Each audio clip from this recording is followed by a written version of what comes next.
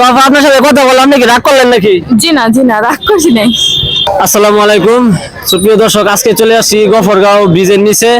তো আজকে আসা কারণ হয়েছে ঈদের পরের দিন, আপনি তো জানেন কিরকম লোকজন হয় এখানে, ঘোরাঘুরি করে আনন্দ করতে আসে। তো আজকে আমি এক আপার সাথে কথা বলবো যে ওনার যে একটা ব্যবসা, কসমেটিকের ব্যবসা, তো কিরকম বেচা কিনা হয়েছে না হয়েছে আপাকে জিজ্ঞেস করবো। আসসালামু আলাইকুম আপা। ওয়ালাইকুম আসসালাম। আপা ভালো আছেন? জি আলহামদুলিল্লাহ ভালো আছি। তো এখানে যে দোকান নিয়ে আছেন কোন জায়গা থেকে আসছেন? আমি দোকান গফরগাঁও মধ্যবাজার থেকে আসছি আর কি। ও, আপা গফরগাঁও মধ্যবাজার থেকে আসছে।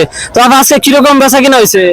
আলহামদুলিল্লাহ বেচে কিনা ভালোই হয়েছে, কিন্তু মানে রোজার ঈদের তুলনায় আজকে একটু কমই হয়েছে, কিন্তু কালকে আশা আছে অনেক ভালো হওয়ার।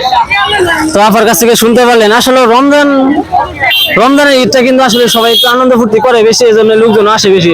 তো আজকে তো ঈদের দিন, কুরবানির ঈদ, তো এই জন্য লোকজন বেশি ঘুরতে আসে নাই, এই জন্য একটু বেচা কিনার একটু কম হয়েছে আর কি। আপা বললো আর কি। কয়দিন থাকবেন?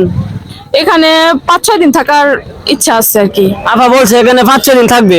তা আপনারা আসেন, এনে ভালো ভালো কিন্তু কসমেটিকের জিনিস আছে, আপনারা কিন্তু নিতে পারবেন ইনশাল্লাহ, আপনার কাছ থেকে নিতে পারবেন। তো আপা আপনার সাথে কথা বললাম নাকি রাগ করলেন নাকি? জি না রাগ করছি নাই। আচ্ছা, ইনশাল্লাহ সবাই আপার কাছ থেকে কিনবেন, আপার ব্যবসা যেন বরকত হয়, সবাই দোয়া করি। আসসালামু আলাইকুম।